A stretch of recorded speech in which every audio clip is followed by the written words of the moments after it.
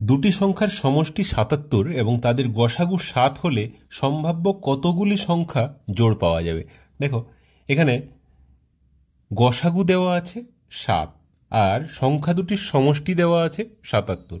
আচ্ছা, সংখ্যা দুটির সমষ্টি যদি ৭৭ হয়, একটা সংখ্যা ৭ আর একটা সংখ্যা ৭০, এটা হলে গসাগু দেখো ৭ হচ্ছে, আবার সমষ্টি ৭৭ হচ্ছে।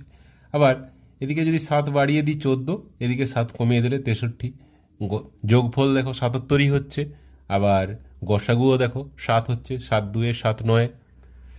নেক্সট, এখানে ৭ বাড়িয়ে দিলে ২১ হচ্ছে, এখানে ৭ কমিয়ে দিলে ৭ ৫৬।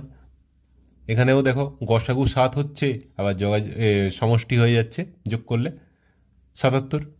৭ ৩ ২১, ৭ ৮ ৫৬। আবার ৭ এখানে বাড়িয়ে দিলাম, এখানে ৭ কমিয়ে দিলাম ২৮ আর ৪৯, এরও গসাগু ৭, আবার যোগ করলে ৭৭ হচ্ছে। আবার ৩৫ ৪২ যোগ করলে ৭৭, গসাগু ৭। তাহলে এরকম কতগুলো জোড় পেলাম? ১ ২ ৩ ৪ ৫খানা। তাহলে অপশান এ হয়ে যাবে অ্যান্সার।